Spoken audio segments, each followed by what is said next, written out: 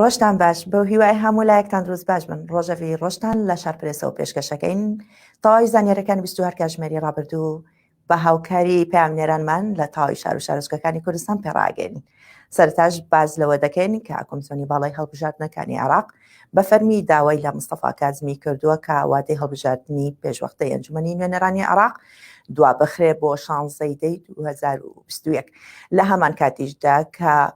پێیان وابوو کە بڕیاردرا هەڵبژاردننی ئەنجومەنی نوێنەرانی عێراق لە 6 حوزەیرانی 2021 بەڕێوە بچێ، بەڵام ئەوان بە فەرمی داوا دەکەن کە دوا بخرێتاوەکو لایەنەکان و هاوڵاتیان بتوانن ناوی خۆیان تۆمار بکەن و بتوانن تەواوکاریەکی ئامادەکاری تەواو بکەن بۆ ئەوەی کە لەوادەی هەڵبژاردنەکاندا ئامادە بن. لە هەمان کاتیشدا عەدنان عوسمان سکرتێری بزوتنەوەی جوواتی نیشتیمانی کە بزوتنەوەی گۆرانە دەست لە کار کێشانەوەی خۆی ڕادەگەێنێت سەبارەت بەوەی کە ماوەیەکی زۆرە داوای کردووە کە دەست لە کار کێشانەوەی خۆی ڕابگەێنێ، بەڵام بەهۆی کە هاوڕێ و هەواڵانی و دڵسۆزانی لە بزوتنەوەی گۆڕان پشت و پەنای بزوتنەوەی گۆڕانیان ئەویست و هەنگاوی جدیان ئەنا بۆ ئەوەی کە بتوانن تەواوێکی بزوتنەوەکە بکەن، بەڵام لە ئێستادا دەست لە کارکێشانەوەی خۆی ڕاگەیاندووە. و تەواوی زانیاریەکانی لە 24 کاتژمێری ڕابردوودا کە سەبارەت بە سیستەمی پەروەردە لە هەرێمی کوردستاندا، سیستەمی پەروەردە لە هەرێمی کوردستان کە ماوەی 2 ڕۆژە دەرگای قوتابخانەکان کراوەتەوە و خوێندکارانی پۆلی 12 ئامادەیی دەوام دەکەن و مامۆستایانی ناڕازیش لە بایکۆتی هۆڵەکانی خوێندن دەکەن و داوا دەکەن کە 30 ڕۆژ جارێ موچەیان پێ بدرێ و موچەکانیان لێ نەبڕێ و بەڵام چەند زانیاریکی گرنگیش لە پەیامنێرانمانەوە وەردەگرین. سەرەتا دەچینە هەولێر. کاگەژار ئەنوەر سڵاوت لێبێ و بەیانیت باش لە شاری هەولێر چی گوزەر دەکات لە ماوەی 24 کاتژمێر ڕابردوودا، تەواوی زانیاری و چالاکیەکان لە شاری هەولێر چۆنە؟ سڵاو لە ئێوە لە بینەرانی شارپرس دوێنێکە کاتژمێری بەیانی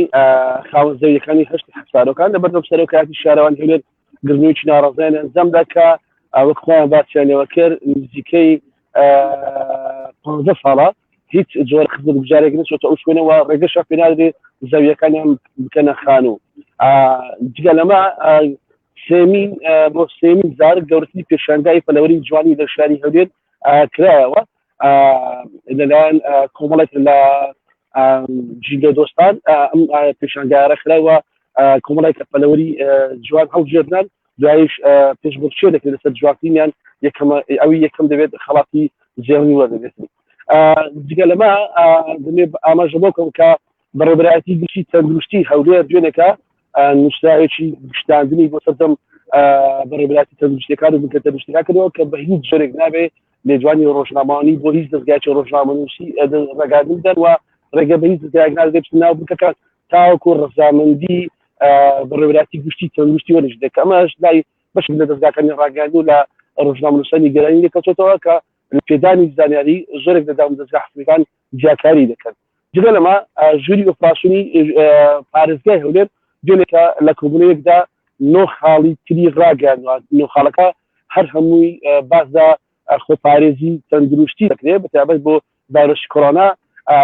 لە هەر 9 خاڵەکەدا باس لە بەستنی دەمامک دەکات لە کاتێکدا مە کۆرۆنا توشبوانی کۆرۆنا بەرەو ڕێژەکە زۆر دابەزیندا بەرەو کۆتایی دەڕاتن. لەگەڵ ئەوەشدا باسدا کۆمەڵێک شوێنێک کە دەبێت دەڵێ دەبێت بەداخرایی بمێننەوە ڕێگا پێ نادرێت کە ئەم شوێنانە کراون لە کاتێکدا ئەم شوێنانە زیاتر لە مانگا کراوەن و کاری دەکرێت. جگە لەمە دوێنێ ئێوارەکە پارێزگاری هەولێر بە وەکالەت و بەڕێبەری پۆلیسی هەولێر لە کۆنگرێسی ڕۆژنامەوانیدا باسییان لە هەندێک لە ئاوارەکانی ساڵی 2020 لە ڕووداوانی کە لە شاری هەولێر ڕوودەن و لەگەڵ ئەوەی لە ماوەی ئەم چەند ڕۆژەی ساڵی نوێدا ڕوویان داوە کە کۆمەڵێک بسیار ئاراستی بەڕێبەری پۆلیسی هەولێر کە لەسەر تەقەکردن لە سەری پێخانەکە لەسەر ئەو هاوڵاتیانی کە کوژرا و تیاسە بگوژەکان دەستگیر دەکراون. جگە لەمە ئەمڕۆکە دەبێ باس دەوە بکەم پێش هەموو شتێکە باسی کەش و هاوکەم کەشەوە لە شاری هەولێر ئەمڕۆ سادا بە گوێرەی پێشبینیەکانی بەڕێبەرایەتی کەشناسی و بوومەلەرزەزانی لە شاری هەولێر هەور دەبێت و نمە بارانی لەگەڵ لەسەر شاخاویەکاندا بەفر دەبارێت لەگەڵەوەشدا خێرایی بە لە ماوەی کاتژمێرێکدا لە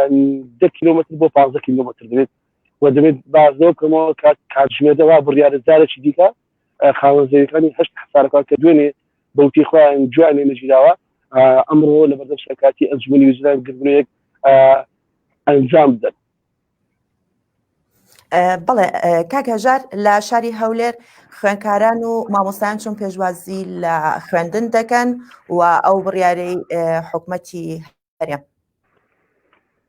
بەڵێ خۆتان زانن بەهۆی شاڵاوی ڤایرۆسی کۆرۆنا پرۆسەکانی خوێندن لە هەریم کوردستان وەستا و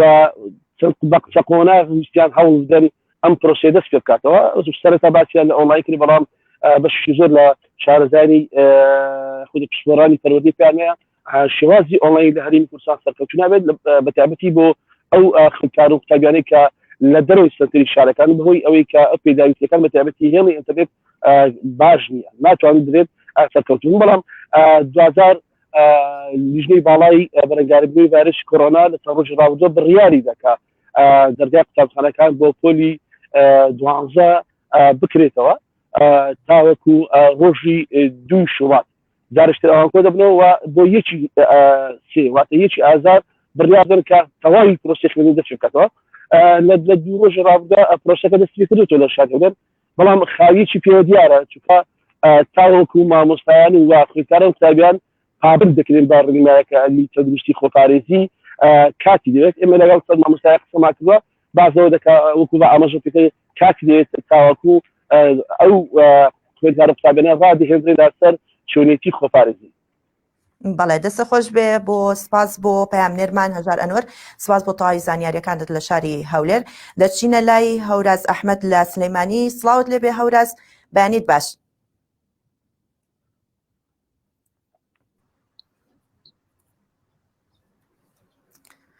کار و چالاکیەکانی شاری سلەیمانی چۆنە؟ چی گوزەرەکە لە شاری سلەیمانی؟ ساکار ئەمەوێ لە کەشوهەوای شاری سلێمانیەوە دەست پێ بکەم دیارە بەڕێوەبەری کەشناسی بۆمە لەرزەزانی شاری سلێمانی بە شارپرسی ڕاگەیاندووە کە لەکانی گەرما لە شاری سلێمانی بە شێوەیەکی بەرچاو دادەبەزێ لەگەڵ ئەوەیە ئاسمانی سلێمانی بە تەواوەتی هەور دەبێ و لەگەڵ ئەوەی ئەگەری باران و بەفر هەیە لە ناوچە شاخاوەکان و بەتایبەت لەو شوێنانەی کە بڵێن سنتەری شار پێشبینی ئەوەی تا ناکرێت کە بەفری تا ببارێ بەڵام لە سەر شاخەکان ئەگەری بەفربارین بەهەیە لەگەڵەوەشدا تاوەکو کۆتای ئەم هەفتە ئەم شەپۆلە بەردەوام دەبێت و ئەگەری باران بارین و بەفربارین زیاتر دەبێت و لەگەڵ ئەوەشە لە ڕۆژانی پێنجشەمە و هەینیدا پلەکانی گەرما زیاتردا دەبەزێت. جگە لە ڕەوشی کەشوهەوا دەمەوێت ئاماژە بۆ هەواڵە بکەم کە شەوی ڕابردوو عەدنان عوسمان وتەبێژی بزوتنەوەی گۆڕان و سکرتێری جڤاتی نیشتیمانی و ئەندامی خانی ڕاپەڕاندن دەست لە کارکێشانەوەی خۆی لە بزوتنەوەی گۆڕان ڕاگەیان هاوکات باس لە ئەگەرچی هێشتا خۆی ئاماژەی پێ نەکردووە هیچ لێدوانێکی فەرمی نەداوە بەڵام هاوکات باس لە دەستە کارکێشانەوەی شەمان عەبدولوەفا ئەندامی خانی ڕاپەڕاندنی بزوتنەوەی گۆڕان دەکرێت. ساکار جگەلەوە لە چەند ڕۆژی ڕابردوودا لە تۆڕە کۆمەڵایەتیەکان باسێک هەبوو گفتوگۆیەک هەبوو سەبارەت باوەی یاخود ناڕزایەتیەک هەبوو لە ناو هونەرمەنداندا ئەویش بەوەی کە باس لەوەی هونەرمەندان باسییان لەوە دەکرد کەمپینێکیان ڕاگەیان کە خانمە مۆدێلێک یا خانمە پێشکەشکارێک بە جۆرە لە جۆرەکان وەکو بەوتەی ئەوان سوکایەتی با هونەرمەندی گەورە کەریم کابان کردو و سندیکای هونەرمەندانیش سکاڵای یاساییان لەسەر تۆمار کرد. دوێنێ شەو وتەبێژی پۆلیسی سلێمانی سەرکەوت ئەحمەد باشە پرسی ڕاگەیان کە ئەو خانمە دەستگیر کراوە و لە ئێستادا لە بنکەی پۆلیسی سەرایە و لێکۆڵینەوەی لەگەڵدا دەکرێت و با فەرمانی دادۆر و بەپێی مادەی دوی بەکارهێنانی دوی خراپ بەکارهێنانی ئامێرەکانی پەیوەندیکردن ئەو خانمە دەستگیر کراوە.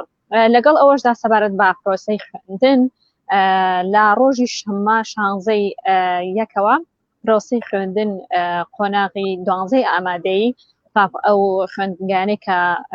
پۆلی 12 تێدایە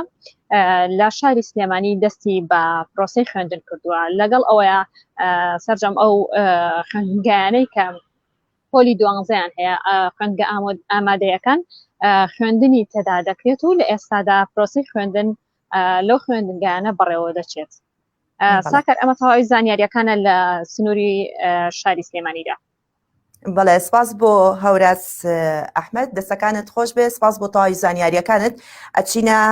دەربەنی خان بۆ لای پەیامنێرمان ڕێبین. سڵاوت لێبێ و بەیانیت باش تەواوی زانیاریەکان لە شاری دەربەنی خان چۆنە و لە مای 24 کاتژمێری ڕابردوودا چی زانیاریەک هەیە و چی گوزەر ئەکات. سڵاو، ئەم کاتتان باش، ئەم کاتەی بینەرانی شارپرس باش. ئەوەی کە بابەتی زۆر سەرەکیە کەم دابارینی بارانە لە سنووری گەرمیان بەگشتی لە ماوەی ڕابردوو زنجیرەیەک نوێژە بارانە بەڕێوە چوو بۆ ئەوەی باران ببارێ و پاڕانەوە دوعایان کرد و ئەو بڕەبارانەی کە ئەمساڵ باریوە یەک لە سەرسەی ساڵی ڕابردووە ئەمەش مەترسی لای جوتیاران و ئەو خەڵکانە دروست کردووە کە پێویستیان بە بارانە بۆ بەربوومەکانیان. بۆ بابەتی دووەمان ئەوەیە کە ڕێگاکانی نێوان کەلار دەربەنی خان و دەربەنی خان وارماوە یەک سایدا ڕۆژانە ڕووداوێکی زۆری هاتوچۆی تێدا ڕۆدات. ئەمە شێکێکە لەو گرفتانەی کە هاتوچۆی ڕۆژانەی بۆ هاوڵاتیان دروست کردووە و ڕۆژانە خەڵک بریندارە بێ، خەڵک زیانی مادی زۆری پێگا و لەم کاتشدا بەجیا سێ پرۆژە هەیە بۆ دووسایتکردنی ئەو ڕێگایە دوو قۆناغ لە ڕێگای نێوان کەلار دەربەنی خان و قۆناغێکیش لە دەربەنی خان بۆ وارماوە هەیە. ئەوەی کە ئێمە زانیاریمان هەیە بە پێی زانیارەکانی شارپرس قۆناغی نێوان دەربەنی خان وارماوە ئێستا ڕاگیراوە، ئیشیتیان ناکرێ. قۆناغەیەکی نێوان کەلار باونور کە 21 کیلۆمەترە تەواو بووە. ئەندازیار عەدنان خەلیل بەڕێوەبەری ڕێگاوبانی گەرمیان بە شارپرسی ڕاگەیاند. قۆناغی دووەممان ماوە لە سەر ڕێگای دەربەنی خان کەلار کە ماوەکەی 41 کیلۆمەترە تا ئێستا لە 146 تەواو بووە. پێشبێنەیە کرێ بۆ ماوەی 2 ساڵی داهاتوو واتە تا ساڵی 2023 ئەم ڕێگایە تەواو بگرێ. بەڵام ئەوەی کە جێگەی سەرنجە ئەبێ لە ماوەی ئەم 2 ساڵەدا چاکسازی بۆ ڕێگا یەکسایدەکە بکرێ بۆ ئەوەی کەمترین شۆفێر زیانی پێبگا، کەمترین هاوڵاتیان بێتە قوربانی. بەڵێ کاکە ڕێبین، دەربارەی خوێندن لە دەربەنی خان چۆنە و خوێندکاران مامۆستایان چۆن پێشوازی لە خوێندن ئەکەن کە لە ئێستا بینیم پۆلی دوانزەی ئامادەیی کراوەتەوە تاوەکو بتوانن بخوێنن. لە ڕاستیدا ئەم شەقامە یان ئەم ڕێگایی کە من لێرە وەساوم و ڕاستەخۆ لەگەڵ ئێوەم دوو بینای گەورەی ئامادەیی لێیە. ئامادەیەکان ئامادەکاریان کردووە بەڵام بڕیاری کۆتاییان نەداوە بۆ ئەوەی کە بڕۆنەوە داوام لەبەرەوەی سەرەتای هەفتەیە خاوی پێوە دیارە و چۆڵی پێوە دیارە و بەگشتی دەربەنی خان چاوەڕوان نەکات لە هەفتەی داهاتووە بە تەواوەتی بگەڕێنەوە بەر خوێندن. هێشتا بەڵام ئەمەشەکەوێتەوە سەر ئەوەی کە ئایا حکوومەت چەند پابند دەبێ بەوەی بەڵێنەکانی یان مافەکانی مامۆسایان جێبەجێیەکە. بۆیە مامۆسایان چاوەڕوانی ئەوەکەن کاردانەوەی خۆیان لە هەفتەی داهاتوو بە تەواوەتی ڕابگەێنن. تا ئێستا یەکلایی نەبووەوە ئایا دەوام ئەکرێت یان ناکرێت، بەڵام لەگەڵ ئەوەش ئامادەکاری بۆکردنەوەی دەماوی خوێندنگاکان کراوە بە پێی زانیارەکانی شارپرس کە پەیوەندیمان بە چەند ناوەندێکی خوێندنەوە کردووە. ناوەندەکانی خوێندن کۆبوونەوەیان کردووە و خشتەیوانەکانیان دابش کردووە و ڕۆژانەی خوێندنیان هەمووی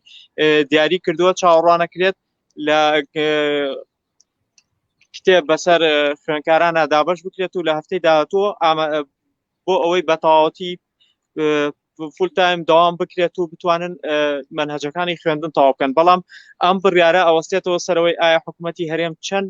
مافەکانی مامۆسایان دابینەکاوە چەند بەدەم داواکاریەکانیانەوە بێ. بۆیە بڕیاری یەکلاییکەرەوە بۆ داوامکردن یان داوام بایکۆتکردن لەلایەن مامۆسایان لە دەربەنی خان و لە سنووری گەرمان بەگشتی تا ئێستا ڕانەگەێنراوە. زۆر سپاس بۆ پەیامنێرمان ڕێبین بۆ تەواوی زانیاریەکانی لە دەربەنی خان. سپاس بۆ هاوکارانمان. بەڵێ وەک ئەبیندرێ وەکو بەپێی ئەو زانیاریانی کە لە شارپرس دەستمان کەوتو و پەیامنێرمان پێ ڕاگەاندوین کە تەواوی پۆلەکانی دوانزەی ئامادەی لە قوتابخانەکان سەرجەم ئەو مامۆستانەی کە تایبەتن بە قۆناغەکانی دوانزەی ئامادەی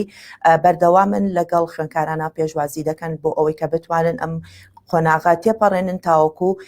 خوێندکارانیش بێبەش نەبن لە خوێندن لە ڕێگەی تەواوی زانیاریەکانی لە 24 کاتژمێری ڕابردوودا لە ڕێگەی هاوکارانمان و پامنێرانمان لە شار شارۆچکەکانی کوردستان و پێڕاگەاندن بۆ هیوایی جێ ڕەزامەندی هەمولایەک بێ سوودمان گەیاند بێ بە هەمولایە کاتێکی خۆش بۆ هەمولایەک و تاوەکو ڕۆژێکی نییە بەخواتان ئەسپێرین خواتان لەگەڵ